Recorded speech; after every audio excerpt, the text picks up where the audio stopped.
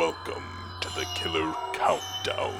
Each episode, two horror fans are pitted in a head-to-head countdown of the greatest horror films of all time. The two will collaboratively create an official top 7 countdown for that week's topic.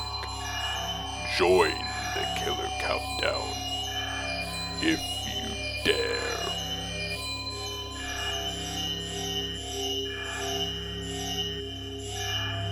Welcome to the third episode of the Killer Countdown. I am Casey Kelderman. I am Blake Kennethan. And we are your host for this bi-weekly, is it bi-weekly or bi-monthly? Is it both? Well, first of all, it should be whatever we feel like. Whenever we feel like it. But I think it's bi-weekly. Are you sure? Twice a month. Twice a month. Yeah, that's what we're trying to get. Yeah. We're going to do this twice a month. Yeah. Every time we get paid, we do an episode. I think that's how it is. Is that how it is? Yeah. This is our reward. Yep. For our weeks that we get paid. Yeah. Basically, so what we're doing here is we do a top 7 countdown of a specific horror list. And you know what? This week, I think we have a fun one. It's not going to be a robust list or discussion, but I think it'll be nice to dive into some of these really good movies that hopefully make the list. Yeah. This week we are going to be talking about movies that are directed by female directors. Now we are doing this. This is kind of a bit of a small genre in horror. Unfortunately. Yeah. Yeah, because I feel like the ones that I'm at least going to bring up are pretty strong movies. Yeah, I would say some of these, I don't want to spoil any of them. I'm not going to say anything, but we'll get to them. There's some of my favorites, at least of the last 20 years in the horror genre. Yeah. And, with something with women in horror, that's such a big thing within the genre, because if you look back at who our heroes are in these movies, or they're essentially women. They're always women. Yeah. How often do you, in a slasher movie, have a final guy? I can't think Ash of one. Williams, and that's about it. Yeah, that's about it. Yeah, Ash and all his women. Why are we doing a women horror film directed by women? What, is there a reason? The reason we were exchanging messages. We were trying to figure out what the hell do we do next, because first episode Friday the 13th, second one after that found footage movies. We're like, where do we go next? Do we want to jump into Nightmare on Elm Street or Halloween right away? And we thought maybe let's try to tie it into something coming out recent, and that is The Nightingale. Yeah, directed by, I think it's the same lady who did The Babadook, right? Yes, Jennifer Kent. This is her second movie, and we might be talking about The Babadook. We might be talking about it. I hope so. Just a spoiler for the list, but I don't know. We don't know. We don't know. We don't know. But no, I'm excited for this one. Yeah. There is a trailer out. It's very limited release right now. We are from Sioux Falls, South Dakota. Who the hell knows if we're going to get it? Period. My money's on no. I think this played some film festivals earlier this year, and it got really good reviews. So I've been really excited to see it, or I get a sneak at it, and I completely forgot that the trailer was out, and so I haven't even seen the trailer yet for it. But I am pretty stoked because it sounds like it's a spooky good time. No, I'm excited for it. We'll not get too much into the Babadook right now, but it's something like when I watched that movie, it hit me really strong the first time I watched it, and it was because of the directing. So I'm excited to see what she does next. Another reason I want to bring this up, we didn't really talk about it, but have you heard about this Twitter controversy? No, I am not on Twitter. Okay, so I don't know. So don't follow Blake on Twitter. You will not find. You will not find me. So what's this controversy? Yeah, so I do know. I see you have pulled up the Rabbit. I'm guessing this is the Rabbit remake. Yes, with the Soska twins. I don't know who. Okay, they've directed American Mary. See No Evil 2. Okay. Yeah, but they're big names in the horror community right now, and they got banned from Twitter for posting an image from this movie. That's it. Image from the movie? Was it graphic? It was a graphic image, but it's from a movie. Oh. They got banned for months. I didn't know. And there was a huge petition online to get them back, and now finally just this week as we are recording, this will be late news whenever this comes out, but they are back on Twitter. They're fine. I think a week before their movie premieres. Wow. And you think of, a smaller independent horror movie, who's going to push that? The directors. Right. And them not having a social media presence doesn't do them any good. Doesn't help. Yeah. So, no, I'm glad that they're back and can actually, talk about their own movie. That was really loud. It Holy was. shit. There's something horrific going on in the room next door. We might have an exorcism. Hopefully everyone's all right. No, so that's another reason I think it ties in perfectly to what we're talking about today. Yeah. But before we get to that, Blake, you want to bring up some movies you watched recently. Yeah, I just figured it'd be a nice break from the backlot, the list, the backlot, the list, and of course your like something different that you guys don't do on the backlot main pod, and that's just talk about recent watches that we had. And it sounds like most of yours were movies for this week, so we won't get doing a lot of prepping. Yeah. We won't get into that, but I watched, since we last recorded, which has been, I think it's been about 3 or 4 weeks, I watched 5 horror movies, one of which I won't bring up until later because it was in preparation for today's list. But the first one that I watched was the Pet Sematary remake. Okay. Which what'd you think? I watched this in the theaters. Okay, so I watched it over at a friend's house a few weeks ago, and he threw it on because we were kind of just bored. And I found myself like totally wrapped up in this movie, and I had recently watched the original, not in preparation for the remake because I wasn't planning on seeing it in the theaters, but just because it was on Amazon Prime, and I was like, yeah, maybe I'm gonna watch this. I haven't seen it in a long time, and I gave it a ran, and I just did not like it. I don't know, it just did not grab me in any way. But this remake, I thought, was very effective. I thought Jason Clarke was really good in it, and I think he is one of the best. He one of the most underrated leading men in Hollywood. He's really good. And my decade-long crush on Amy Seimetz is still alive and well, and I thought she crushed it in this movie. Really? Yeah. I thought the opposite. Oh, I thought she was really weak in it. Yeah. Okay. I wasn't a fan of this, by the way. Oh yeah, of the remake. Yeah, and I like the whole idea of flipping the Spoiler. I don't care. Okay, yeah. So the whole idea. Spoilers for 2019 Pet Sematary here for a minute. If you're planning on seeing it, go ahead and skip ahead a minute. The whole flipping of who gets killed. Of which kid? Yeah. I thought that was brilliant. Yeah, it didn't really. Except it got ruined for me in the marketing. One of the trailers does and I listened to a podcast where the filmmaker said they didn't care about it for a specific reason, but I can't recall what they said. But it was. I thought it was a really effective horror movie, and I like how they. It really played with the well, would you bring this person back? And it kind of turned into like a fun house at the end, which was a little disappointing. But there's some really cool stuff in there with like. I forget the name of the cat's name. Church. Yep. When he dies, and then when he is very instrumental in the death of the child, there's a really cool shot where like he's walking down the street, and it's so eerie. Yeah, it's so evil. That's the first still they released from the movie too. It's just the cat in the middle of the road, and you know exactly what he's going to go do, and it's. It was so well fucking executed. Cats, man. Oh man, you can't trust them. Yeah. You can't. Yeah. No, I wasn't a fan of this. I saw it in the theaters. Before I had just watched the original Pet Sematary probably a week or two to prep for it. Do you like the first one? The original? I like the first one. Yeah. But I had one thing that I needed in this Pet Sematary, and it did deliver the one thing I needed, and that was to have the Pet Sematary song in the credits. Oh, okay. So it delivered for me on that. But besides that, so out of like 5 stars, what would you give the movie? I'd give it like 3.5. That's I didn't hate it. That's a really good score. Yeah, I give movies that I really like the 3.5. Yeah. So you liked it. I didn't hate it. So I also didn't like it. Maybe like a 3. Right around 3. Okay. Maybe 3. The half is for the Ramones cover at the end. Oh, okay. Yeah. Okay. So, the little girl in that movie, she's really good. She was in a movie earlier this year on Shudder called The Ranger. Oh. Did you watch that at all? No, do you have Shudder? I do not have Shudder. You are on a horror podcast. I know. Don't have Shudder. I know. The thing is when you get married and have a kid, you really got to figure out where your money's going to go to with streaming services. And I know it's only $5, but I can't afford every single streaming service out there. Shudder is like I could drop everything else. It's and great. Just keep Shudder. It's great. I wish I could have it, but I just picked up the Criterion channel, and that is a magnificent channel, a streaming service to. There is one movie I did watch. If we want to jump to mine, I watched. It was on Shudder. Original movie, Detectives. Have you heard about this at all? I've heard about it only through you Through guys. us guys. Yeah. We got we got to watch it a little bit early from Shudder, thanks to them.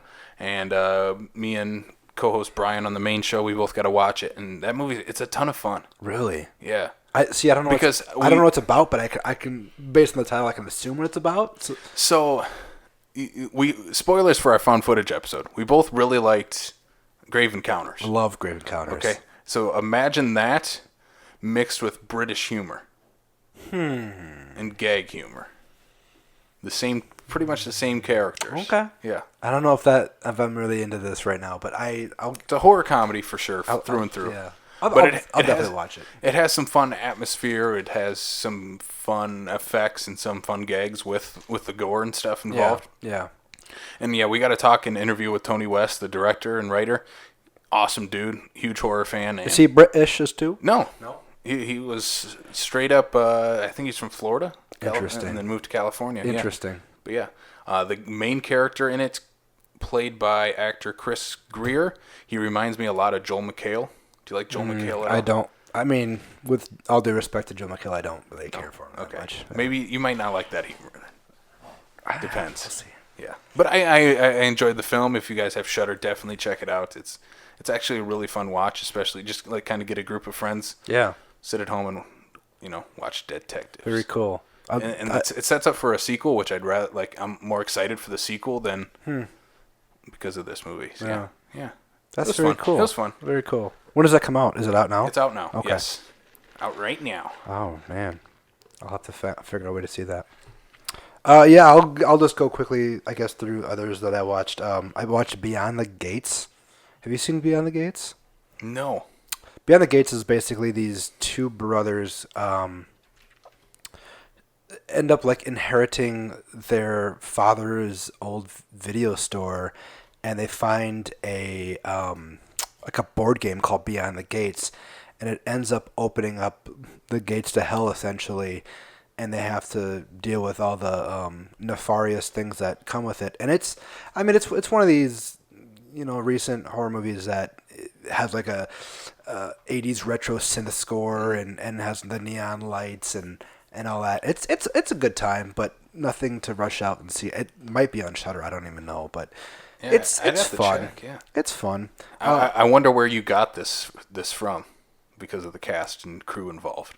I don't know. I watched it on Amazon Prime, I think. A few of these guys were on Screen Drafts. That's right. Graham. They were. Graham. Looks like pull Matt up- Mercer's on there too. Pull up a picture of Graham Skipper because he's going to be on the Screen Drafts Freddy vs. Jason mega super draft they're doing. Actually, I think they just did it this week. Is that him? Yo. Interesting.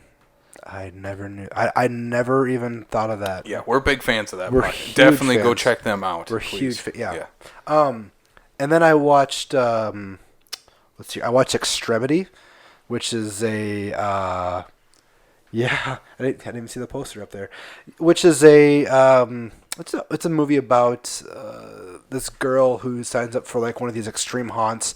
If you don't know what extreme haunts are, they're kind of like they're haunted houses, but they are way more sadistic. Taken to the next level. You have to sign waivers, and you can't sue them afterwards and et cetera. And they really put you through the ringer.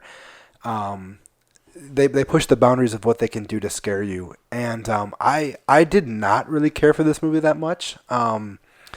The director's other film, Last Shift, I really, really liked. Or not his last movie, but his other movie that he did. I really, really liked a lot. This one did not. This one was intriguing for a while, but it got to a point where I kind of just stopped caring. And and then it ended, and I was kind of like, oh, all right, just move on to the next one. And so I can't fully recommend this, but I'm pretty sure you like this one quite a bit. So. Yeah, we got this from in Sioux Falls here with a group of indie events, and they had the screening here in downtown Sioux Falls, and yeah, I help out with them every once in a while, and I was basically in charge of this screening because our guy couldn't be there. And no, this movie I love documentaries. Just out of the blue, I watched documentaries about like extreme haunts right before I watched this, and I have no idea. What's the one that's on Amazon Prime that's really good? I'll look this up. I think I know what you're talking about. Keep talking. I'll find it. No, I enjoyed it because the idea of extreme haunts never even occurred to me pretty much until like this year. Or I guess I last year. I just found it like a few months ago. Yeah, and that's nuts. The things people do. You literally have to sign a waiver. They're gonna almost drown you. They're gonna basically torture you and do all this stuff. Yep. Like, why would you do this? Yeah. The big one in LA is called Blackout, but the documentary is called Haunters. Yes, I watched that one. It's on Netflix. There is a Netflix series, and I cannot remember the name of it, where one episode he goes and tries to do an extreme haunt. I'll have to look it up, but yeah, I enjoyed Extremity. It needs a rewatch for me because if you ever been to a screening at Club David downtown in Sioux Falls, it's not the most ideal situation to watch a movie. No, I need to go watch it like at home, yeah, and be fully immersed in it that way. So I don't think it's bad by any means. I think ironically, I think it's worth your time. It just didn't really speak to me in any way. Grab you, yeah. And I'm a huge fan of Last Shift. Yeah, I am too. Yeah. That movie terrified me. And the last movie I watched was something to do with Extremity. It's called Hell House LLC. This is another like mockumentary type movie where I guess it's a found footage. They basically find footage of these people who are they buy this old hotel that is supposedly haunted, and they decided to turn it into a haunted house that they can make money off of. And then it turns out that this hotel is most definitely haunted, and you see everything that happens to them while getting ready for this the opening on Halloween. And I really, really enjoyed this movie. It takes a good 30 minutes to really build up to everything, but once the movie gets rolling, it is a complete blast. There's scenes that they go all out in terms of how they're going to get you, and there's some really cool jump scares, but they feel really earned. They don't feel like they're just trying to get you. I don't want to speak too much on it because I feel like a lot of people don't really know about this movie, but it's on Amazon Prime, and this is like the perfect movie to just grab some friends, turn out the lights, and just crank it up because it's a lot of fun. Did you know there's sequels to it? I knew there was a second sequel. Didn't know there was a third one. Third one in post-production right now. Wow. Where did you watch this at? I'm pretty sure it's on Amazon Prime. Okay. Yep. Yeah. I'm gonna have to watch it. It's like found footage movies, like we talked about it last episode. But that's like like not really guilty pleasure, but like when they're done right. I don't want to ruin too much about the movie, but it's nice to see a movie where they get like multiple people in a room and terrify them or create an atmosphere of horror, as opposed to like singling off everyone into single rooms and then bringing the scare. Like there's one scene near the end where there's like 20 people in a room and like they're all witnessing this terrifying, and it's kind of nice to see that as opposed to one person getting cut off and then instead of the Scooby-Doo format where everybody goes on their different thing. So I highly recommend this movie. I had a lot of fun with it. I did find the Netflix series I was talking about when we were talking about Extremity. It's called Dark Tourist. Oh, okay, I've heard of it. Yeah, the last episode he goes to an extreme haunt. I'll have to check it out. A buddy of mine said it was a very, very good show all around. So. It is. I hope it gets a second season. I really enjoyed it. Yeah. So it's not a movie, but yeah, we'll talk about it. Yeah. All right. Are we ready to jump into our main thing? Do you have any other recent watches? I do, but I'm going to save it just in case. It'll come up. I don't know if it'll come up on the list. Okay. We can talk about it. We'll add discards and stuff. Yeah. So. Do you want to explain the rules to the peeps listening? I'll do my best. So I'll help you if So, you- if so I will need help. So basically, Casey and I are going to create a top 7 list of a specific subgenre within horror. And 7 is a very uneven number, but it works because one person is going to get more picks, while the other person will get the number 1 choice. I believe Casey had more picks last time. Yep. So tonight I get more picks, but Casey gets to pick the top pick for top horror films directed by females. Yes. So Blake will have the 7, 6, 4, and 2. Yep. I will have the 5, 3, and 1. And I don't know what Casey's gonna play. He doesn't know what I'm gonna play. That's what the fun part about it is. I could screw up his the way he wants to play out, and he could screw up the way I want it play out. It'll be fun. And Yeah. right on the table, had to grab it quick while Blake was Yeah, explaining I the rules. I I almost forgot forgot about the most important part. Yeah. So basically, we have a knife here, and each of us gets Fake knife. It's a fake knife. Yeah. We do that just in case we get very heated. It turns into like a Tarantino draft of some sort. So basically, we each get one stab or slash. We haven't really figured out what we're gonna call it yet, but I like stab. stab Because we that's, get one that's, stab. that's the fake movie name in the Scream sequence. I'm okay with that. So we both get one stab. So basically, if I play a movie that Casey thinks does not belong on the list or should be higher on the list, he will stab it off the list, and then I have to choose a different one. We each get one stab per list. So once that stab is used, that's it. That's it. You're done. One and done. Yep, you got to be happy with what you did, because the person could play something worse or very much hated, and you're stuck with it. How do you feel about your draft your list position this time? Would you rather have the more picks or the number 1 pick in this draft? We can't change it. It doesn't really matter to. I don't know. I think I'm pretty happy with more. Okay. Because I'm looking at what I have written down here, and I don't really see it like I mean, I maybe have one definitive number 1, but I don't feel very attached to it, so I'm okay with it not being at number 1.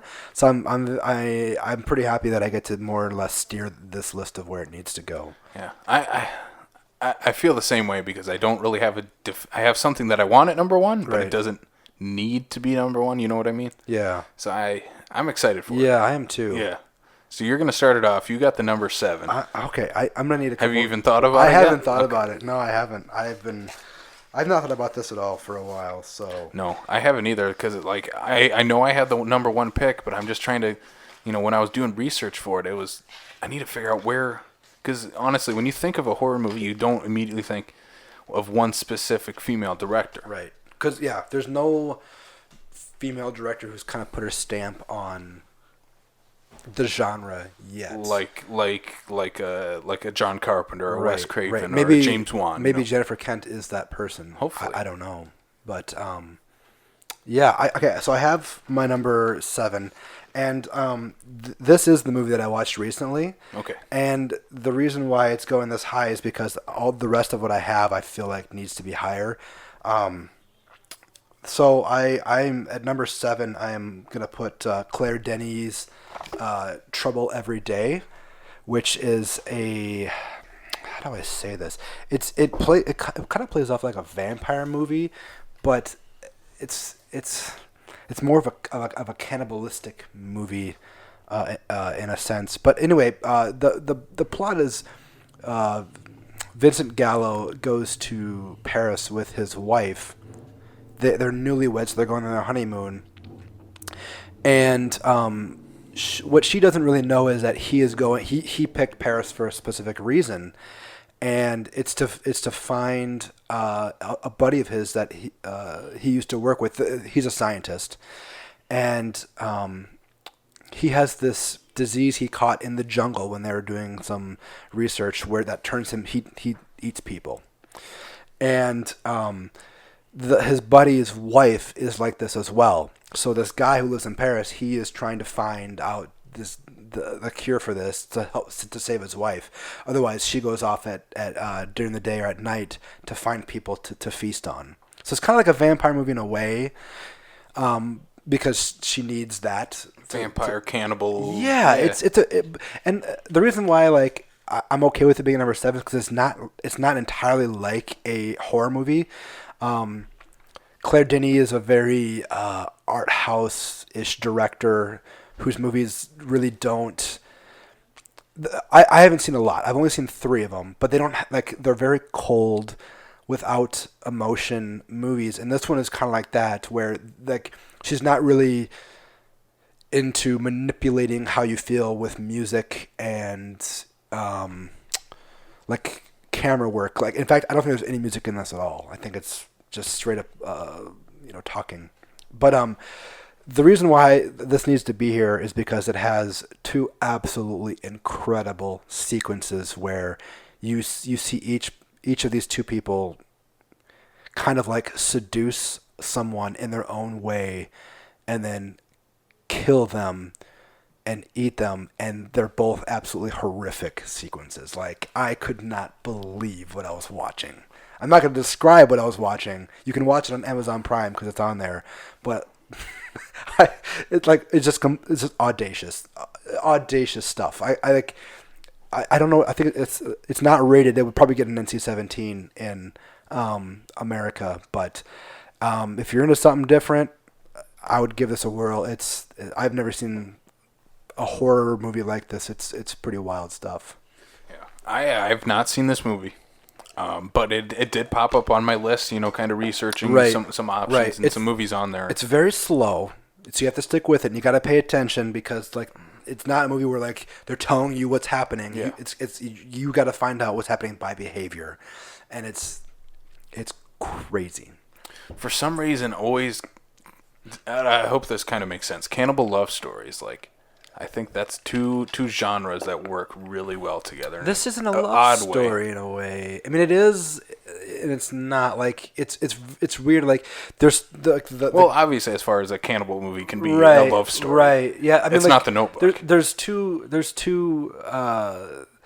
storylines, and I don't think they ever. Oh yeah, they do converge, but it's very very briefly.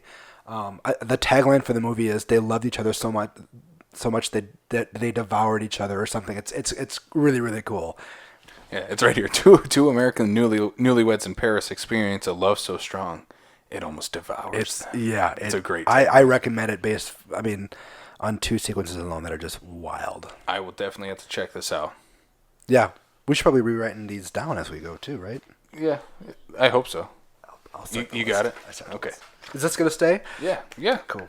I'm like, just you describing it, and that tagline makes me want to watch this movie. I love that tagline. Yeah. So that's number 7, Trouble Every Day. And you said it's on Amazon Prime right now? It is on Amazon Prime, yep. I need to get on that Prime. It's a good movie. It's a good fun time. All right, that's Blake's number 7. He also has number 6. I gotta go again. Back to back. I think that's the toughest part was when you have to go back to back. You're like, oh shit, I gotta go twice. I'm just not prepared. Man. I have like 5 movies. I have 4 movies that need to be on this list, and I'm worried that you also have 4 picks. I know.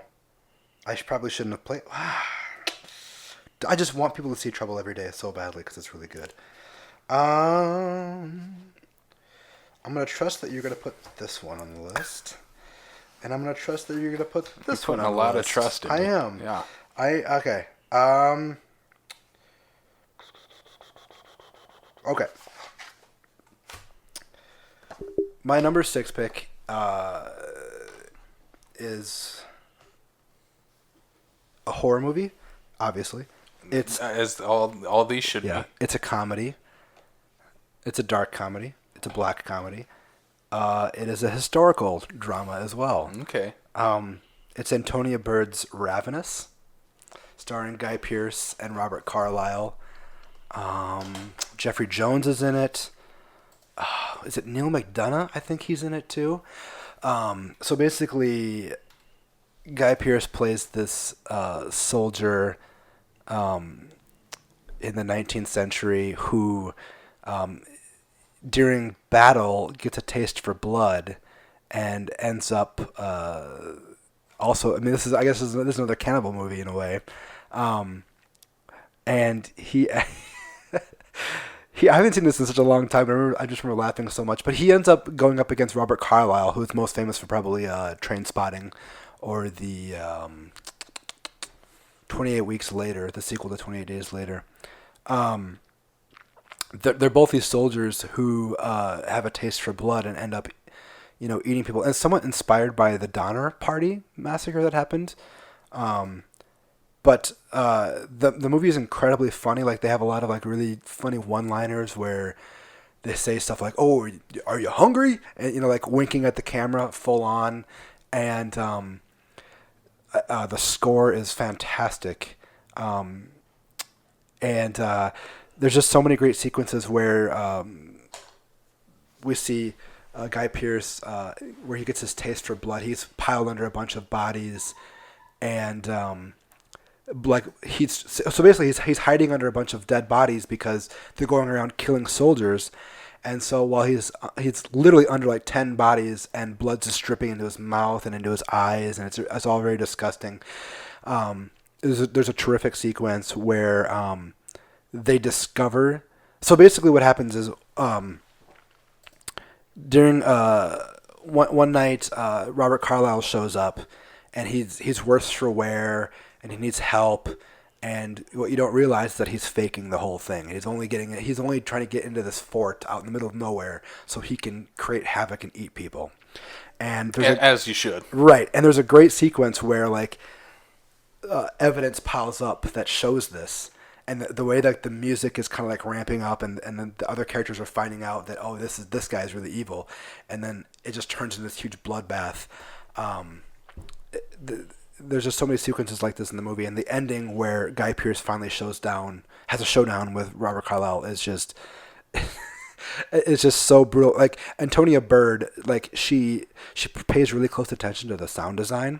So when like blood squirts or someone's stabbed or someone's shot, like you really like hear like the skin being ripped. Yeah, and like the blood's dripping and it's all thick and loud, and it's just a really good time. And I feel like this movie is not really talked about much anymore. And I really want people to see it because everyone that I've shown it to has just really fallen in love with it. Yeah, it's on Shudder right now. Have you seen this? I have not. Oh. It was on my list to watch. I just didn't get around to it before we started here. And no, I watched the trailer for it, and I love this cast. Guy Pearce, David Arquette, Neil McDonough. Yeah, this is. Oh, I just see David Arquette's on the list too. I forgot that he's in it. This is like in the middle of Guy Pearce's like assault on American cinema. Like he first stood out in that where he was like a transvestite. What was that called? Priscilla, Queen of the Desert with Hugo Weaving. And then he kind of like came into exploded with Memento after that. Memento and LA Confidential, and him and Russell Crowe kind of came into the U.S. at the same time. And this is one of those movies where he came in early, and it was just a really solid performance and movie that he happened to pick up. No, I'm excited to watch it. Like I said, it's on Shudder. It doesn't have the best Metacritic score, but who gives a shit? It's a horror movie. Right. And like I said, I can't speak highly of this enough of the score. It's so good. I'm gonna let it sit because one, I haven't seen it, and one I should just pick movies that you haven't seen, and I know you can't kick any of them off. Well, yeah, we'll get to that point because we're entering into our top 5 here in a second with my first pick. Oh, I'm excited. So that's your number 6 pick for our list here, Ravenous. All right, this is my first pick, and I think I know where I want to go. Okay. But I'm iffy if you'll keep it on the board. Okay. I'm very curious to hear what you have laid down. There's one movie that I do not like, but I feel like it has to be on this list. So interesting. Yeah. Interesting. Yeah. So if you play the movie, I'm not gonna. Let's see. Let's go. Just go for it because I know what I want to play. Okay. And I think I got to play it up here because if this is its best shot on making the list. Oh my God! What is this? The original Pet Sematary. We talked about this beforehand briefly. That's why I didn't say a whole lot on it. But directed by Mary Lambert. I love Pet Sematary, the original film. It has the really bad. It falls into the pitfalls of Stephen King movies that they often fall into. Not fully fleshed out characters, some bad acting, but I love the concept of this film. I think everything it does with Gage and the cat church is done to perfection in this movie that they don't fully, touch on in the remake. But there is just so many little like I don't know what the word I'm trying to think. Like just the small things in this movie, like Fred Gwynn, his accent, the main accent is perfect. It's a little over the top, but I think that's what you kind of need. This is a very over the top movie. Once you finally get to Gage turning into Zombie Gage, it's a awesome thrill ride. After that, I love every second of it. It's weird because he's very creepy, but yet I cannot help but fall in love with him because he's so damn cute. And I hope this will make the list because it holds a soft spot in my heart, but it's not going to kill me if it doesn't. But yeah, Pet Sematary. That's my number 5. If you don't know the story, I mean, it's a father and his family move into this remote Maine town next to a very busy highway with semi-crossings all the time. They befriend their old neighbor across the street, and eventually their cat gets run over. The neighbor introduces the father to the pet cemetery, where once you bury your dead, they'll come back to life, but they lose a piece of themselves when they come back. And once we get to the third act into Gage's death, every time I watch this, I've watched this 2 or 3 times in the since that remake came out, and that his death gets me every time because I think it's so well executed. You feel every little bit of it. There's the shot with the shoe flying in the air, and you're like, it hits you right in the heart. And I don't think the remake ever had that moment, but I think this one nails it to perfection. It gets me every time. So Pet Sematary. Yeah, I mean and it has the frickin' Ramones twice in it, and that's my favorite band of all time. So you make a good case for this movie. I just don't think it's like a top 7 female directed a horror movie. I think it's fine. Like I know I talked shit about it earlier and whatnot. I don't know if I wanted. When is the last time you watched this movie? I don't know, 4 months ago. Okay, so you watched it recently. Yeah, I watched it just before the remake came out. It has, like I said, there's a lot of Stephen King problems, a lot of story threads that are in the book that don't necessarily translate into the movie. But I don't have a problem with that because his books are 12,000 pages long. Yeah. For me, this is like the most like emotional I get into a Stephen King horror property, not counting like Shawshank and Green Mile. I Stand By Me. Those don't really count. I mean, they do, but they're not. When you think of Stephen King, right? They're not horror-centric films. Which we'll need to do a Stephen King draft at some point. Number 1, Pet Sematary. I'm gonna stab this movie. I'm sorry. Let it be known this is not my first stab.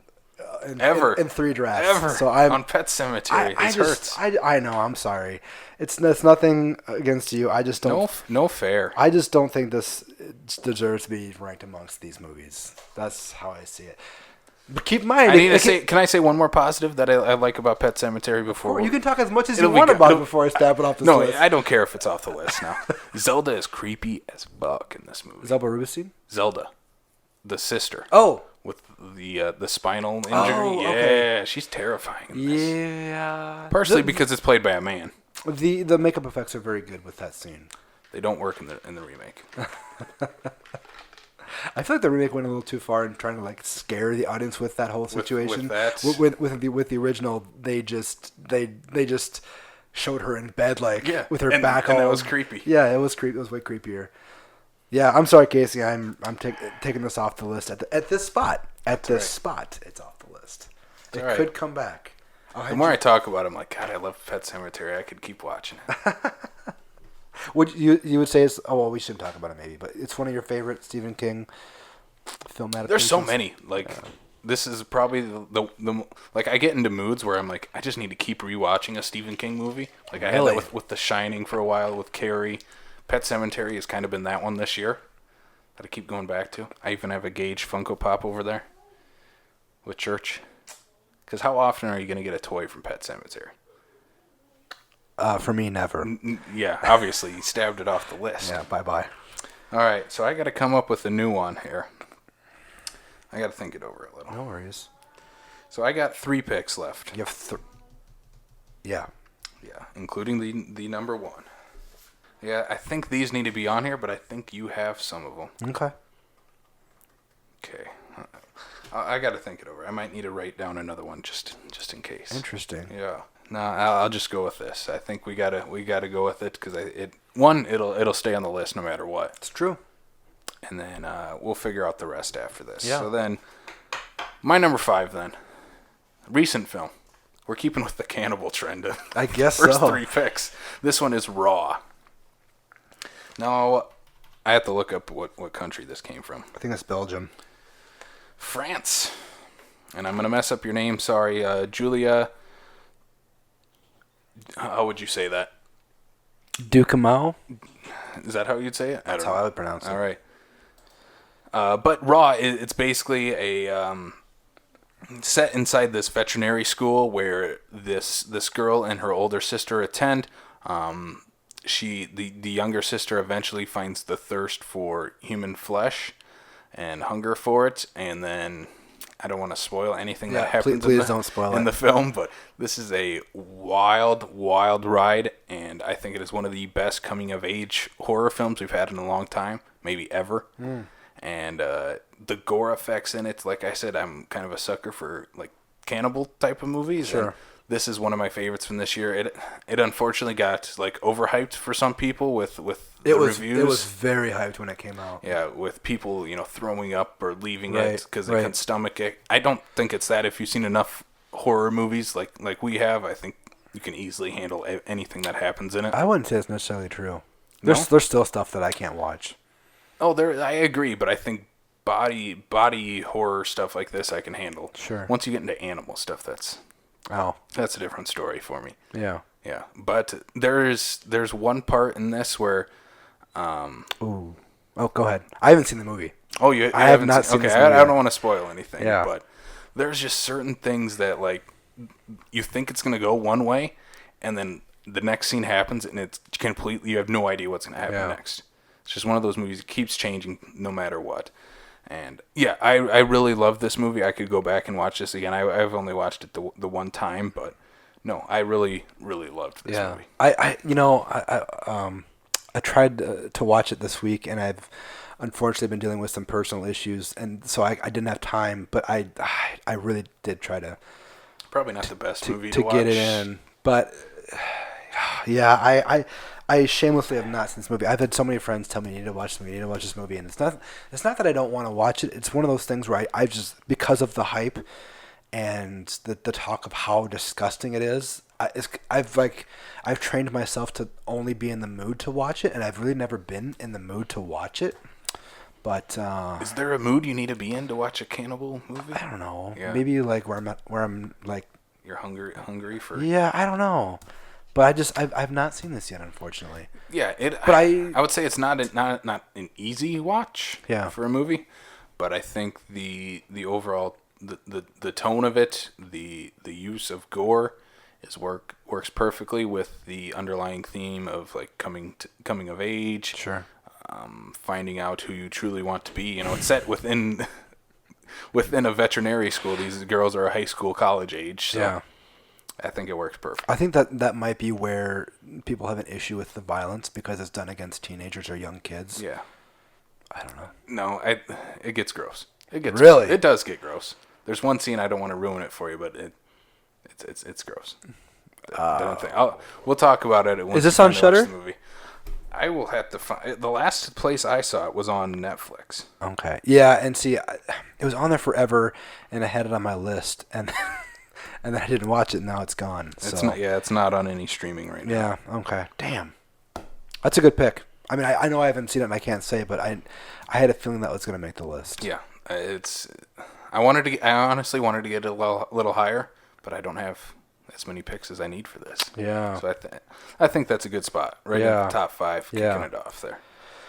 Okay, I guess it's back to me. I have 2 picks left, Yes. and Is it a cannibal movie? This next one. let me look through my last picks here.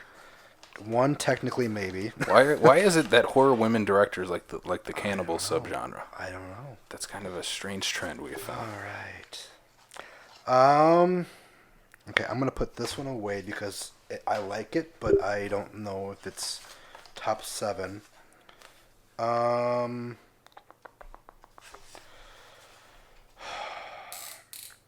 going to.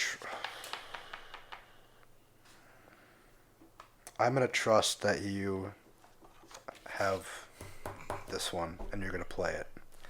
And I'm going to be really sad if it doesn't get the list because I think it's a fantastic movie. All right. So you had the number 4 pick here. All right. This isn't the way I thought this was going to go so far. No. This is an interesting list so far. All right. I'm picking a movie that I think came out a year before Raw. Okay.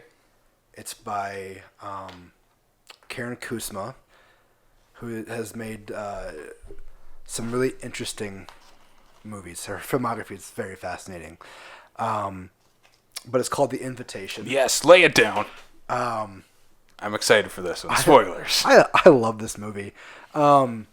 This is one of those movies where I had read about it, and I have a rule with myself now where I don't, unless I don't really care about a movie, I don't watch trailers and I don't really read about what they're about. I kind of just blindly go into movies, and that's pretty much any movie nowadays.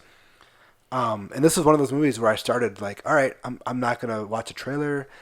I'm not going to read a synopsis, and it was on Netflix. It still might be there. I can't remember if it is or not. But I just played it, and I watched it, and I thought I really knew where it was going, but I didn't in the end. And the movie is about the better Tom Hardy, Logan Marshall Green. Better Tom Hardy. Yeah, he gets compared to Tom Hardy, and I think he's so much better. I can't stand Tom Hardy. I'm not going to disagree with that. I hate the term people use discount Tom Hardy. I think he's I don't know what the right term would be. He's savings Tom Hardy. Yeah. He's super save. What's wrong with Walmart brand stuff? I don't know. Because he's the Walmart brand. I'm a big fan of Logan Marshall Green. I don't think Upgrade would have been as good if somebody else was cast in it. Anyways, Logan Marshall Green plays this guy who it's either his new girlfriend or his new wife. I can't remember what she is, but I would say fiance maybe. Yeah, like newly engaged. So, Logan Marshall Green, his ex-wife invites him to a house up in the Hollywood Hills for a dinner party. Great movie house. Yes, and they don't know why they're there. Why they've been invited, and they arrive. There's a bunch of people there, and he's not really digging the party that much. He kind of wants to go, and the people insist he stays, and like the night slowly gets weirder and weirder, and then I don't really want to say too much what happens because it's like a lot of the enjoyment is just kind of watching everything unfold. So basically, someone plays a video of this guy. He's like a new age instructor, like a self-help guru, and he's like, if you like follow my rules, you'll lead a new life of enlightenment, and you'll see things in a better light. And Logan Marshall Green gets very bad vibes from this guy, and I think I'm going to stop describing what happens from here because where this movie goes is very disturbing, especially like the final shot of the movie, which is like bonkers. It's terrifying. Yes. It's so good. So to avoid ruining it for people, I'm not going to say much more. But you got to see this. Karen Kusama is becoming one of the most interesting filmmakers out there, and this is one of her best movies. Even though I think she only has like 4 movies, this is like one of her best, along with Destroyer, her newest movie.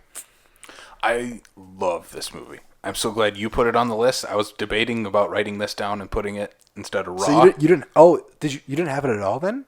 No, not initially because I wanted Pet Cemetery up there, but The Invitation I love. We talked about this on a previous episode of the main Backlot show. Yeah. I'm not going to spoil which episode because by saying which episode it was, it spoils the whole plot of this movie. Yeah. Oh, I remember now. Yeah. Okay. So I'm not going to go into what exactly is that episode, but I love this movie. Logan Marshall Green is fantastic in it. The twists and turns that this movie takes, you never know what's going to happen next. You never know what's actually happening. This is one of those movies where it kind of presents two different avenues of where it could go.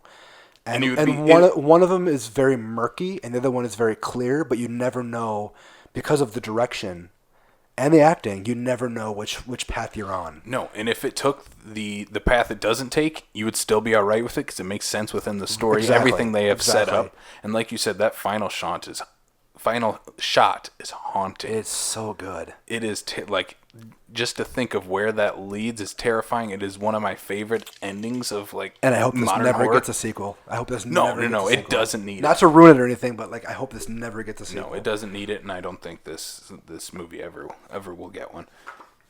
So I like this at number 4. Yeah, I felt like I wanted to go higher, but I think I'm very happy with it being on my main list of different ideas. This was definitely one of the first ones I wrote down, and yeah. No, I'm glad it's on the list. Cool. I think that's a good spot for it. I'm going to recount the list here. All before Let me we think move it on. over.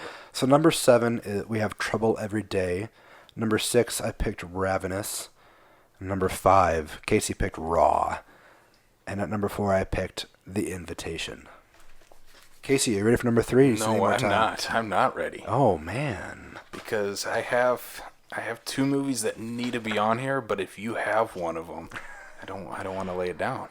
And here is the conundrum of this game. This is the conundrum. I have 2 movies left. I have 1 pick left. 1 needs to go on this list, and the other one also needs to go on this list. But I can only pick one. I can only put one on. I think I got to go with my gut here because I know what I want at number 1 right now. Okay. And so I think I have to go from that point. So number 3, we talked about her at the top. Jennifer Kent's The Babadook. So The Babadook is directed and written by Jennifer Kent. I need to look up the actress's name that was in this. It was Essie Davis is the main actress in this movie, but she's a widowed woman. She has a son who is just the most annoying little piece of shit ever, and that is the biggest criticism anyone has about this movie is the most annoying little shit. But throughout the movie, they receive a book called The Babadook, and it's a classic children's pop-up book about basically this creature who he wears a top hat. He has a very creepy smile. He has really long fingers, and he's a classic horror, terrifying villain. And he pops up in this pop-up book, and eventually begins to actually haunt the family. And so she, throughout the film, she tries to destroy the book, figure out where the book came from. Nothing will work.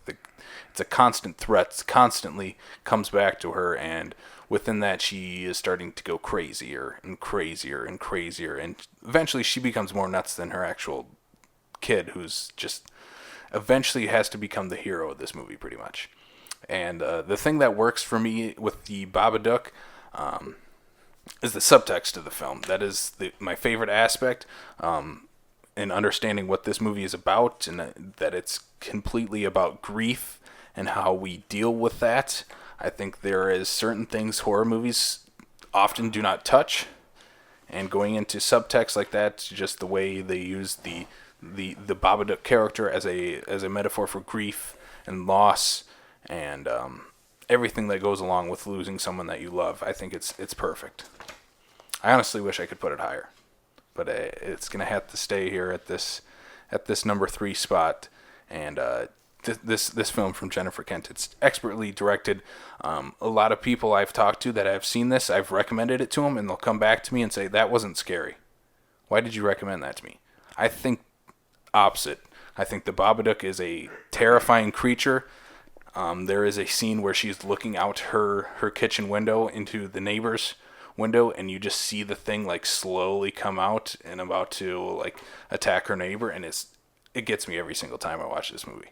And I don't get scared very often, but there are certain things in this movie, certain images that terrify me. This is the movie I mentioned earlier where I said I don't like it, but I wouldn't. You knew it was going to be on the list. Be on the list. I am that person who doesn't find this movie scary at all. I've seen it a couple times. It doesn't do anything for me. I think the performances are fine. I don't find it scary at all. I'm pretty bored by this movie. I know William Friedkin, the director of The Exorcist, said this is the best horror movie that's ever been made. Honestly, like, I don't want to shit in this movie too much because I think it's very well made, and I knew it would be here. But the first time I heard the title of this movie, I was like, is this something that Adam Sandler would say in a movie of his, like The Babadook? The Babadook. So, I expected it to be here. I'm not upset. I could have stabbed this, but it's like I'd be going against, like history. Like, this is one of the best horror movies. One of those most well known by a female film, by any sex of director. But I'm not gonna rain in your parade. So no, I like I said, I wish this could, like, the more I talk about it and the more I think about it, I'm like, I wish this could be just a little higher, a little higher. I can't put it at number one. And that's the thing is, like, I would have really felt bad if this is at number one because I was like, I can't stab it off here because it's kind of got to be here, So you don't find the Babadook character creepy at all? Not at all. Really? No, not at all. No, I don't find any part of this movie scary. Really? No. So you know what scene I was talking about where she's staring across the... do not remember that scene at all. Okay. No, there's a scene where she's like, look. Do you remember the scene? She's laying in bed and she's looking up, and then it comes out. Yes. That part gets me too. Like, this movie tears. Yeah. No, this movie doesn't scare me at all. Every time, like, anytime I need to, like, scare my fiance, I just need to go Babadook. Yeah, we love this movie. I honestly want to find the pop-up book just to own. I think my friend of mine has it. Really? I think so. It's expensive though. I've looked it up, but yeah, it needs to be on the list. Yeah. So it was one of my favorite movies from the year it came out, 2014, and I remember debating with my friends. I'm like, Essie Davis should have been nominated for an award. She was very good. She's so good in this movie. She's very good in this movie. It's ridiculous. Yeah, I just realized our last three movies went 2016, 2015, 2014. We got some modern ones on there. Yeah. I think they need all three of those needed to be on this list.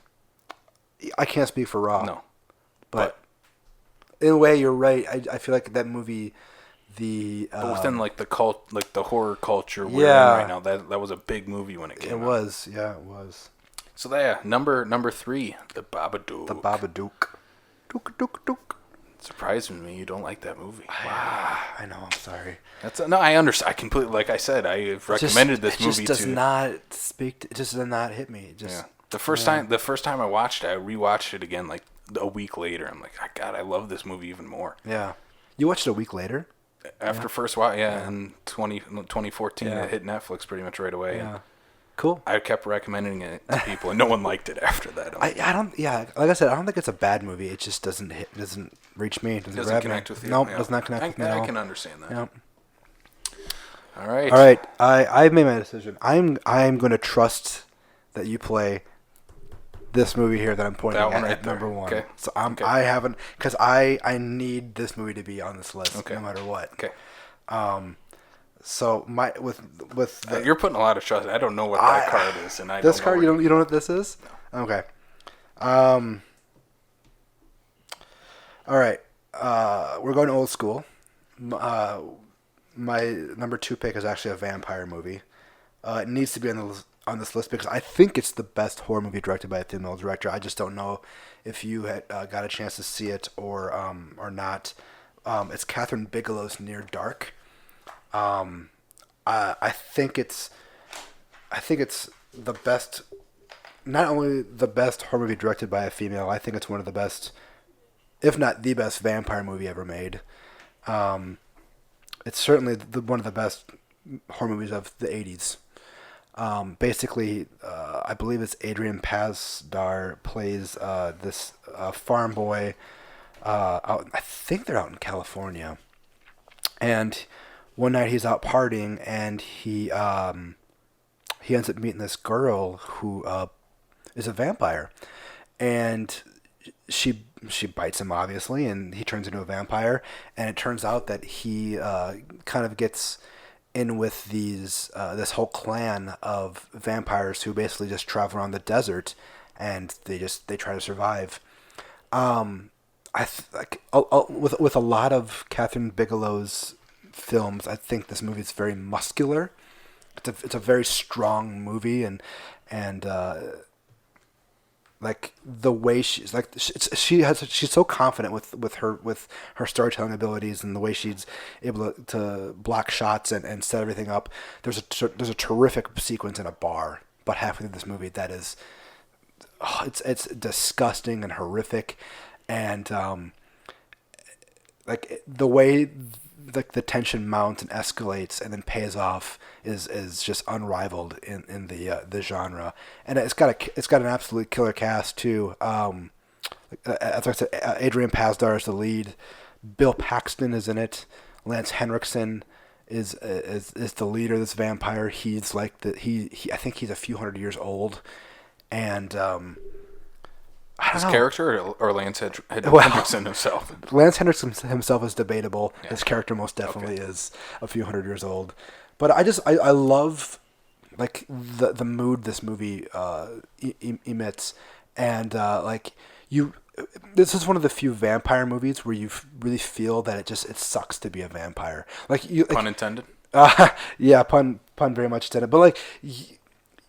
I feel like vampires are very glamorized in movies where like they get to live for a long time, and they're very like sexy and good looking, and they kind of have it made. Yeah, they're either like the sexy vampire or they're Dracula. Right, and this one like they really like they have fun killing people, but you also see that like they really suffer in terms of lifestyle. Like they have to eat someone to survive, or turn them over to a vampire.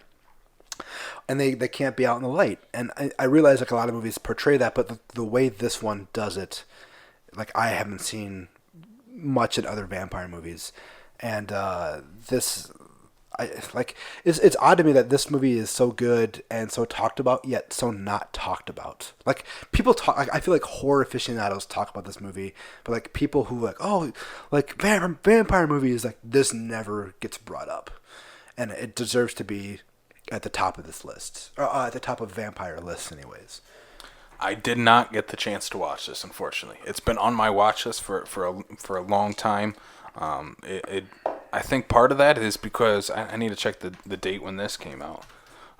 It often gets compared to The Lost Boys, which came out the exact same year. Yes, Lost Boys is fun, but this is for me. It's way better. Yeah, that's why I need to jump into it, because I'm like, I enjoy Lost Boys. I'm not like in love with it like some people are. Yeah, it's fine. Yeah, I think the Lost Boys, it plays more into nostalgia than this one does. Like, you know, they play like 80s rock music, and you know, like Corey Feldman is in it, and you know, it has like this whole idea of like this crew of boys, almost like the Goonies. Yeah. So like the Lost Boys has all of that going for it, where like in terms of people who look back on, you know, like who love Stranger Things and love that whole idea of Lost Boys is more their people speed. coming together to fight this whole thing. Like Lost Boys is going to be your speed. But if you want something a little bit more arty and more methodical and like honestly more sad, Near Dark it's going to be your jam. Yeah, this is, you know, like you said, early Catherine Bigelow. Oh, she's one of my favorite directors. Honestly, one of my favorite movies ever is Point Break. Yeah, so and good. like you brought up, she does like masculinity so well. Yeah, and it's like, it's not a strange concept, but like she does it great and understands the mythology, the male ego better than most men directors. Yes, do. Exactly. And I haven't done a deep dive into her or who she is to know why, but I watch her movies and I'm just like, she just understands men and their culture and their emotions and like where that's coming from way better than like, I mean, this is a bad example, like Michael Bay, who's more interested. No, I think that's a good example. Yeah, who's more interested in blowing stuff up, but like Bigelow gets into like why they want to do it. Yeah, like a perfect example is The Hurt Locker. You know, like. She's such a great director. No, I'm gonna leave this here because I know you already already wrote it down. Okay. I do have a stab left, but I'm not gonna use it because I fully trust your choice in this. It is on my list, like I said, to watch, and It's so good. It's such a great movie. And Bill Paxton. Bill Paxton goes all Bill Paxton-y at the end too. Does it's he? A lot of fun. Oh, yes. Yeah. That makes this even more like on my watch list. Yeah, it's good. All right, so that was number 2, Near Dark. We're nearing the end. Should I go through this list one more time? Let's run through it, and I have my number 1 ready. Oh, perfect. Number 7, I picked Trouble Every Day. Number 6, I picked Ravenous.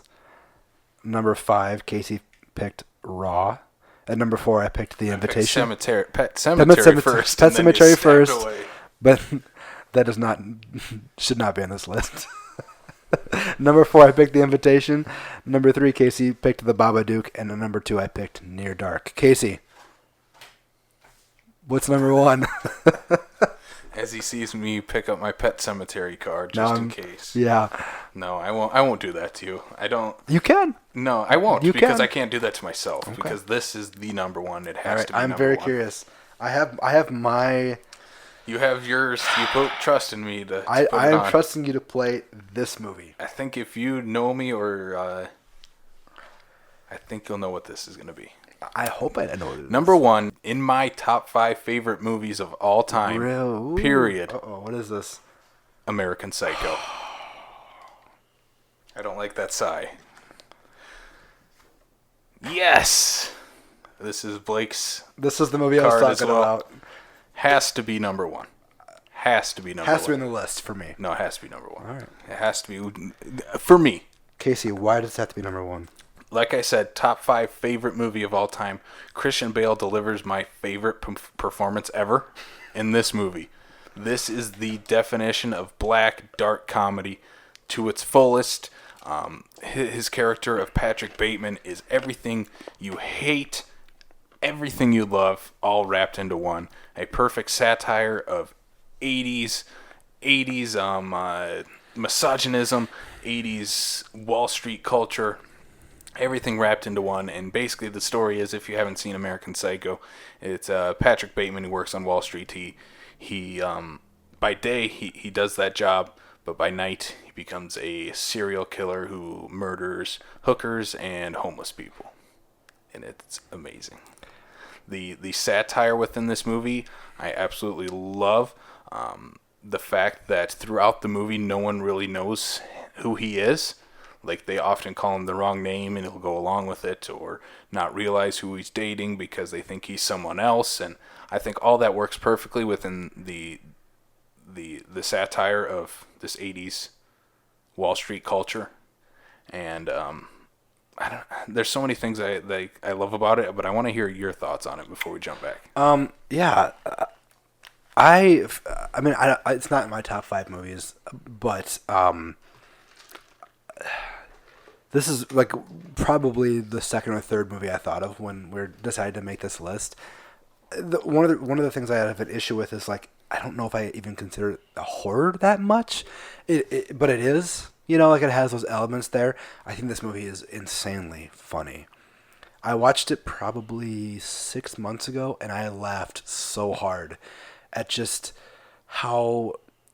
Not just like the stuff like the business cards, or like the Huey Lewis sequence is so funny, but like just how, like you talked about how, like, the misogyny, the masculinity, like for me it's more like the lack of masculinity in a lot of these people. Like, these are pathetic. Oh, they are. They're pathetic, all of them. Human beings, and like they're so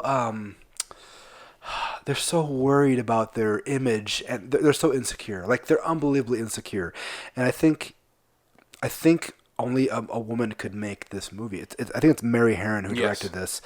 And like for me, this is easily Christian Bale's best performance, which, not to discount anything he's done before or after. I just think this is just the movie that was supposed to kill his career. It's such a good performance. It is one of the funniest movies I've ever seen. The first time I watched this, I had a friend show me the chainsaw scene. Was the first thing I had ever seen from him running completely butt-ass naked through the hallway with a chainsaw, and he follows the girl and just drops it and kills her. And It's then- the first and thing then I laughs. watched. Yeah. Yes, and I'm like, I need to watch this movie. Yeah. Like, why is Batman doing that at that point? and- And then when I watched this, I watched it twice the Oh, same you saw night. this after Batman came Yeah. out. See, I saw this in theaters like 3 or 4 times. No, I was a senior in high school, I think, when I first watched this. Oh, me too. And, Well, not quite. yeah. But. And that first night, I literally watched it twice, back to back. Yeah. I couldn't get enough of it. And then the next night, I brought a bunch of friends over. We watched it again. Yeah. The next night, we did the same thing. I watched it 4 times. Yeah. The first weekend I had ever seen this movie. Yeah. I love this movie. Along with The Invitation, I feel like this movie also has like 2 streets or 2 paths it could go on that you really don't know which way it's going, and like because of how well it's acted and directed, you never actually still don't the know movie what it ends is, and yeah. you really never know what happens, because of how well everything plays out, and because of everything that's set up earlier in the movie, where people are mistaken for each other because they all all their hair is slicked back, they all wear the same suits, they all have the same business cards, they all do like they go to the same clubs, they all date the same women, they all bang the same women, and so the way that movie builds all of that up, you really never know what happens. What's actually going on? God, it's like when people talk about like the great performances in film, like Christian Bale is like he's so good in this movie. He is. Like we've mentioned, this movie is hilarious. It's endlessly quotable. Yeah, I used to quote this movie all the time. Yeah, just and- in random and- I need to return some videotapes. yeah, and Sabrina, don't just stare at it. Eat it. yeah, and like, and the way I've never read the book, but the way Christian Bale does these monologues of why like Huey Lewis's album or Whitney Houston's album like moves him, like there's something deeply personal about it, and at the same time it's so stupid and like he's about to have sex with 2 hookers and he's explaining why Phil Collins' No Jacket Required album is like the pinnacle of his success, even more so than when he's with Genesis. And like there's just so many scenes like in like the business card sequence where they're all comparing business cards and someone has bone for their design and Patrick Bateman just gets so upset. That is my favorite scene in the movie because of his acting. The way he picks up that card and he's just so upset with it. Yeah. Like he has it in his hand and he's just shaking and it like just falls like softly out of his hand and he's like he's profusely sweating then too about a business card. Yeah. All these guys are so insecure. Have you noticed actually in that business card scene they all had the same title for their job? They're all vice president. I didn't know all that. of them. I didn't know that. Everyone. Yeah. Yeah, and there's so many great supporting performances too. Like Jared Leto is in this; he's really good. Willem Dafoe. Reese Witherspoon is a good role as his fiance. Yeah. There was actually a line I thought of just today. Before we even really thought of recording from this movie is when he is in the limo with his fiance Reese Witherspoon, and she's like, "We should get married," and he's like, "I can't take the time off work." It's Such a great line. He's such an asshole. Yeah, but she just keeps going. Like it means nothing to her that he said that, and it means nothing, and she means nothing to him. No. It's all about movie. It's such a great movie. I'm glad that you played it because I was really worried it wasn't gonna get on this list. Really? Yeah. Do you see what's in the corner over there? No. It's just now noticed it. Yeah. Okay. You have so many trinkets over there. But look at that thing. It's big. It is. Yes. Yeah. We should explain what we're Yeah. talking Before. about. Yeah. There's a 2.5 foot tall. It's probably 13 or 14 inches. Yeah. NECA figure of Patrick Bateman Holding a knife. holding a knife. He talks to. Oh, I didn't know that. Yeah, he says lines from the movie. It's Wow. great. Well, I'll show you after. Yeah. It's amazing. I don't know why I didn't know. I mean, I guess I might have noticed it earlier. I just didn't realize how important it was to you. It is. That figure is like my favorite thing I own. Wow. Even more than my dog. Hmm. Okay, maybe not. Maybe not. Maybe not. Close second. Damn. But yeah. I'm so happy this made the list. Like I said, American Psycho, top 5 favorite movie ever. And I love that film. That's why when I knew I had the number 1, I'm like, I hope Blake doesn't play it earlier. Well, see, the reason why I was gonna play it like 4 or 2, but the reason I didn't was because I didn't know if you guys had seen Near Dark, and I was like, if I don't That has play to it, be on the list. I don't know if he's gonna play it, and I was like, I feel like he's gonna play American Psycho, so I need to put. I know I can play Near Dark. Now you know that for any list going forward, if American Psycho is eligible, it'll be on there. Yeah, how do you feel about this? Let's run through it here. So number 7 is Trouble Every Day. Number 6 is Ravenous. Number 5 is Raw. Number 4 is The Invitation. Number 3 is The Babadook. Number 2 is Near Dark, and number 1 is American Psycho. Yes. This is a good list. It is a very good list. We each have a movie we need to watch on here. I have 2. 3, actually. 3 out of your picks I need to watch. Yeah. Homework time for Casey. Yeah. I really need to see Raw. Like, I really need to see it. A huge blind spot for me. Need to watch. I have one friend who's really into horror, and he's like, it's not good. Don't waste your time on Raw. Really? Yeah. Yeah. Tell him to listen to this episode. I might have to do that. There's so much in it. I just didn't want to spoil like for anyone. No, because it's one of those movies you have to sit and watch it. Yeah. I really want to. Like I said, and the idea of being like in a mood to watch a movie is not just for this. It's for a lot of movies where I'm just like, oh, I don't know if I can handle the weight of this right now, and so I haven't watched it yet, but I really, really need to. Do you have any discards? Yeah, or I have any honorable mentions you want to throw out there? I have 2 discards. One I haven't seen for like 20 years, but it kind of seems like not like a best of horror movie, but like a staple of the genre. Okay. And it's Slumber Party Massacre. I haven't seen it in a long time. I watched it in preparation for this. It's terrible. It's terrible. It's terrible. Okay. Yeah. Okay. I might upset a lot of like slasher lovers out there, but I love slasher movies. It's terrible. Yeah. Shockwaves recently talked about the second one, and they said it was way better than the first one. So I might have to give that one. I like that. I like the killer. He's got a cool concept, the driller killer. Yeah. But yeah, it's bad. I remember not liking it, but I feel like it holds like a certain aura within the genre in some respects. But I haven't seen it in a long time, and it was only gonna be there if like I really couldn't play something. Yeah. And the other one I picked is a newer movie, and it's called The Girl Walks Home Alone at Night. Which was on mine. Which I didn't really care for too much, but I think it's very well done, and it has one of the best soundtracks of the past decade in a movie. And it's very well made, and I can't wait to see. Oh, I suppose she made. Is it called The Bad Batch? I think that's a sequel. I haven't seen that one yet. But that was one of my honorable mentions as well. Girl Walks Home Alone. And that would have, for me, it would have been like a 6 or a 7. Like, I don't think it's great, but I think it's well made and an interesting movie. It's one I was debating between that and Raw. Yeah, there's a tremendous sequence in the movie where this guy is kind of like has feelings for this woman who is a vampire, and he doesn't know she's a vampire. And they're playing this song, and the song's building and building, and like they're leaning in to kiss, and you're kind of like wondering if she's gonna like bite him. Yeah. And the name of the song is called Death, and like just the whole sequence is very, very well played, and for that alone, I would have put it on this list. But I don't love it as much as the other ones, so it did not make it. Yeah, I love the atmosphere of that movie. Yeah, the thing that gets me is like it has like this certain atmosphere, and then within like the last 20 minutes, it kind of like dies. It doesn't really go in a direction I expected it to, and like a lot of that tension dies, and so it loses me a little bit.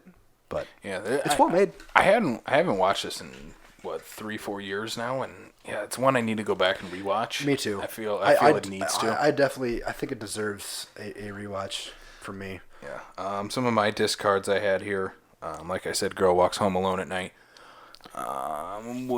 Slumber Party Massacre I just wrote down just because it was something I had seen.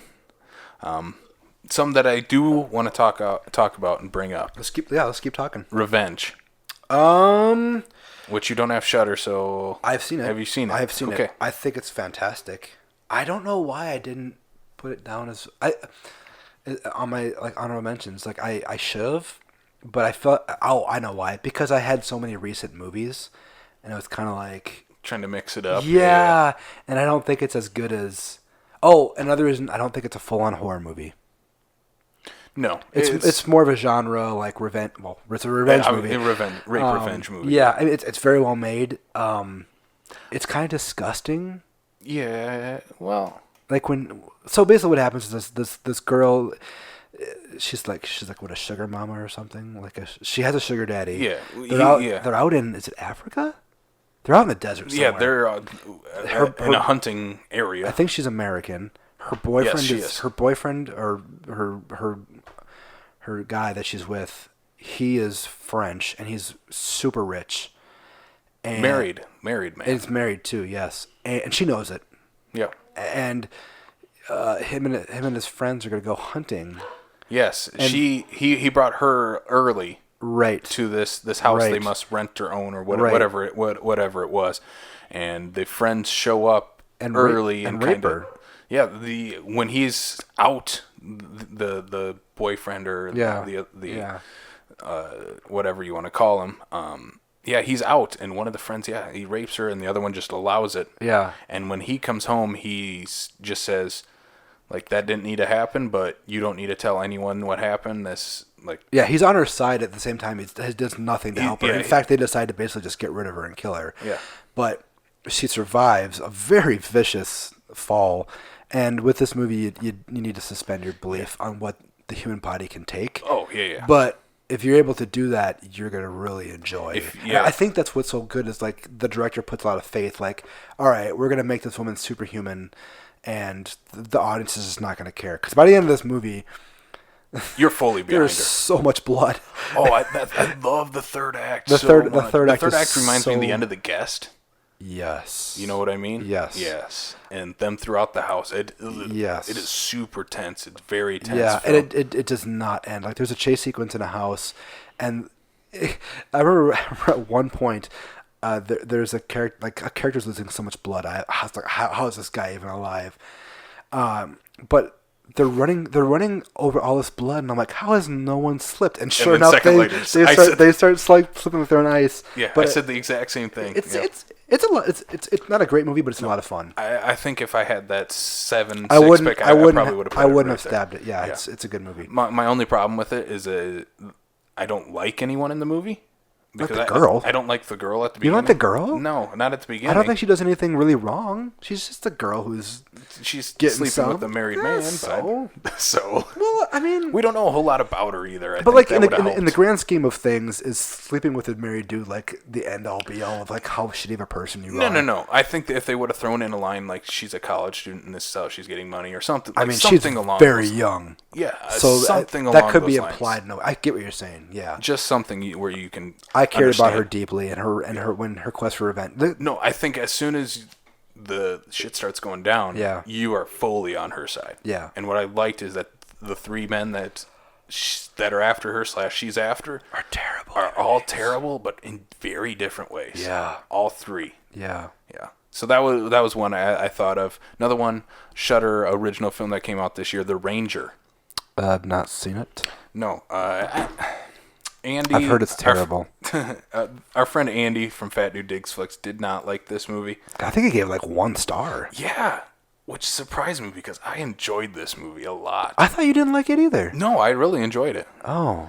Yeah, directed by Jen Wexler. Is it black and white? No, but it is. It reminds me a lot. This group of teenagers within the movie remind me a lot of the group of teens from Return of the Living Dead.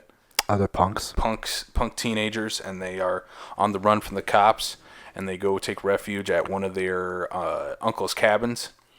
But what turns out is the ranger that one of the girls knew as a child, he still runs the place, and he remembers her. And there was a traumatic event that the 2 were involved in, and that is now finally catching up to both of them. And he basically becomes a slasher killer park ranger. Interesting. It's great. I really like the movie. I'll have to watch it. It's definitely a throwback to 80s slasher movies, and I think it gives us a really fun heroine. I think so. Andy didn't like it a lot, and No. and a lot of people that didn't like it. It's not that they just didn't like it. Like, they were reviewing it like really low, like 1-2 stars.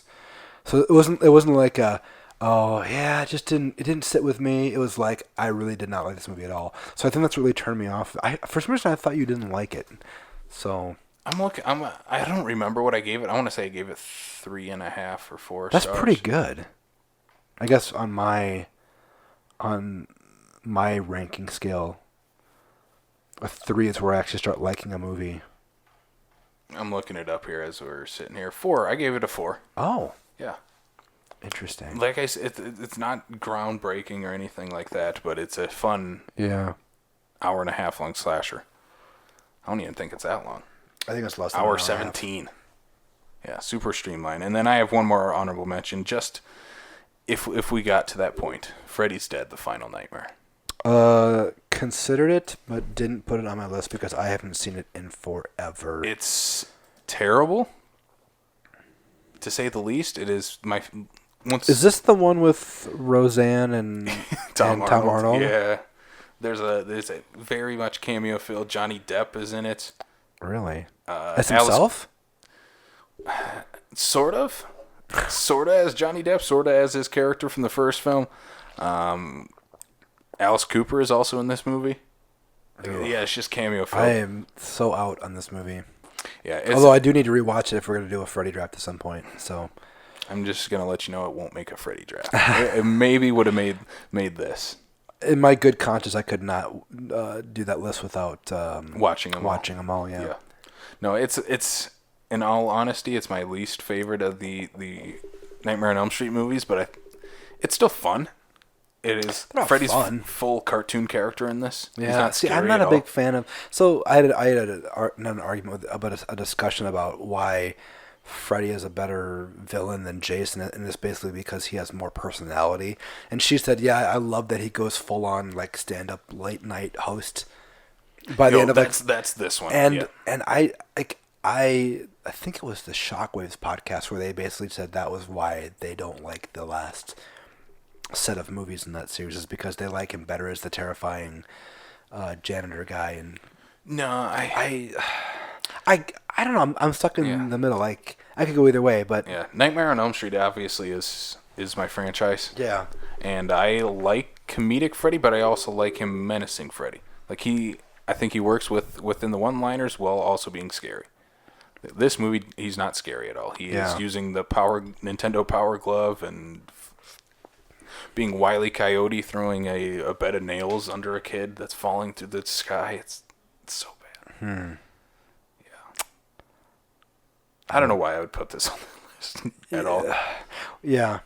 I think we have the best list. I think this is a really good list. I think if people haven't seen any of these movies, they can't go wrong with any of them. No, I think it's a good mix too. Yeah, I do too. Although it's pretty cannibalistic heavy at the beginning. towards the beginning. Yeah. But no, I think this is a really good list. I'm really excited to watch Raw now, and I should really rewatch the Babadook because I know it's well made. You know, I know it, and I know it needs to be on this list. I knew you'd play it too. Yeah, I had to. Yeah, I had to. And the thing, I almost got to the point with it where if you hadn't played it, I almost felt like obligated to play it. Play it? I didn't write it down on any of my cards, but if we had gotten up to like 3, maybe even 2, and you hadn't played it, I almost maybe would have played it just because it needs to be on the list. Yeah. Yeah. I was fighting between this and American Psycho. If you had played American Psycho #2 and I still had the Babadook, I would have got number 1. number 1. Yep. Yeah. I wouldn't have wanted it there, but I oddly enough would have been okay with it being there, I guess. All right. So that's the episode. You want to run through the list one more Come on, time? you do it, Casey. I can do it, I Yeah. guess. You had it in front of you, so. All right, number 7, Blake picked Trouble Every Day. Number 6, Blake also chose Ravenous. Number 5, I chose Pet Cemetery. That was stabbed by Blake. I instead laid Raw. Number 4, The Invitation. Number 3, The Babadook. Number 2, The Near Dark. And then number 1, greatest horror film from a female director, American Psycho. I feel pretty confident in that list. Solid I like list. that list. Solid list. I don't feel hurt that you stabbed Pet Sematary. What's been our best list so far, do you think? Out of the 3 we've done. Honestly, I don't think we have a bad list. No, But I think the Friday the 13th is the roughest one. Yeah, I think so. Because you put Jason Goes to Hell on there. I'm sorry, man. You should be. I'm sorry. But I think our found footage and then this one, we didn't stab any away in found footage. You did take away Pet Cemetery, which I was prepared for. Yeah, you kind of preempted that, didn't you? You're kind of like, oh, I feel like... But I just needed to talk about it. Yeah. It would hurt. I wouldn't be myself if I didn't at least try to. I'm not going to lie. Like, doing research, I was like, oh, a female directed this. And I'm like, I'm not going to put this on here. And for some reason, I had myself convinced that that wasn't going to come up. So when you played it, I was completely shocked. Really? Yeah, I was shocked. That's why I didn't say too much at the top. So. Yeah. All right, so we got to plug where people can find this podcast. You can find it on Apple Podcasts, Spotify, Stitcher, Google Play, and YouTube. Follow Backlot 605 at Facebook, Twitter, and Instagram. Also follow the Sioux Falls Film Community page. We'll post this episode there again, so hopefully we'll spark some controversy maybe within that group. Who knows? I think we need to plan one where we have 2 guests going at it. Yeah. We need to do that. So if you are listening to this and you live in the Sioux Falls, South Dakota area and you want to be on the show, just reach out to us. Yeah, and you better know your horror. Yeah. You better know it. You better bring it. You better like Pet Cemetery, otherwise I'm kicking you off. No. If you want to be on, just shoot us a message on any of our social media platforms at Backlot 605. That's the easiest way you can reach us. I don't know what else we have to plug. I think that's pretty much it. Yeah. If you haven't yet, this is on the main Backlot 605 feed on all those websites, so check that out. Check out the main Backlot 605 podcast. Check out backlot605.com. You can check out Blake's movie reviews that he posts on there. We post a lot of fun other stuff on there as well, so definitely go check those out. Yeah. All right, so that's it. This was fun. Do you have a fancy sign off for this time? I don't. I haven't thought about one. I thought of one just for this episode. Let's hear it. But we got to go. So Blake, thank you for being on. Thanks for having me. And we have to return some videotape.